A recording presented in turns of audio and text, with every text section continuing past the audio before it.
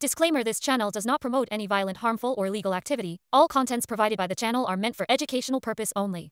শান্তিপুরের হরিপুর সেখানকার স্থানীয় বিজেপির ব্লক প্রেসিডেন্ট একটি বাচ্চা মেয়ে মাত্র 3 বছর বয়স তাকে যৌন হেনস্থা করেছেন, তার শ্লীলতাহানি করেছেন, অর্থাৎ সেক্সুয়াল অ্যাবিউজ অ্যান্ড মোলেস্টেশন। কই এখন বিজেপির বড় বড় নেতা নেত্রীরা তারা সব চুপ করে বসে আছেন কেন? হাত গুটিয়ে বসে থাকলে চলবে?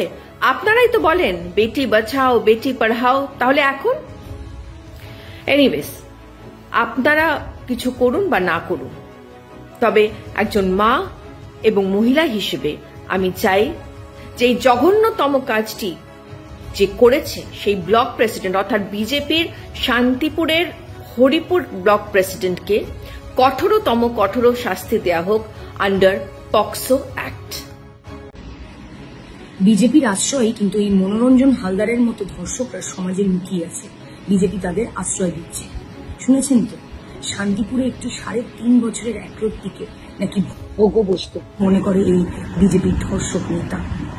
এই বিরোধী দলনেতা শুভেন্দুবাবুর মতো লোকেরাই তো এদের পুষে রেখেছে, লালন পালন করছে, দলে বড় বড় পদ দিয়ে তাদের আশ্রয় দিয়ে রেখেছে। মানুষ কিন্তু জেনে গেছে যে বিজেপির এটা ট্রেড। আমরা তো আগেও দেখেছি ধর্ষকরা মুক্তি পেয়েছে এবং তাদের গলায় মালা পরিয়ে তারা সেলিব্রেট করছে। একদিকে তারা চেঁচামেচি করছে নারী সুরক্ষা নিয়ে, দিল্লির নেতারা, বঙ্গ বিজেপির নেতারা, আর আরেকদিকে তাদের দলের লোকেরাই তাদের আশ্রয় দিয়ে লালন পালন করছেন, লুকিয়ে রেখেছেন সমাজে আরো বেশ অনেক কটা ধর্ষণ যাতে তারা করে বেড়াতে পারে।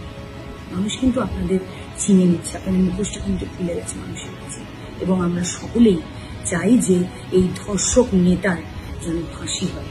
We want justice.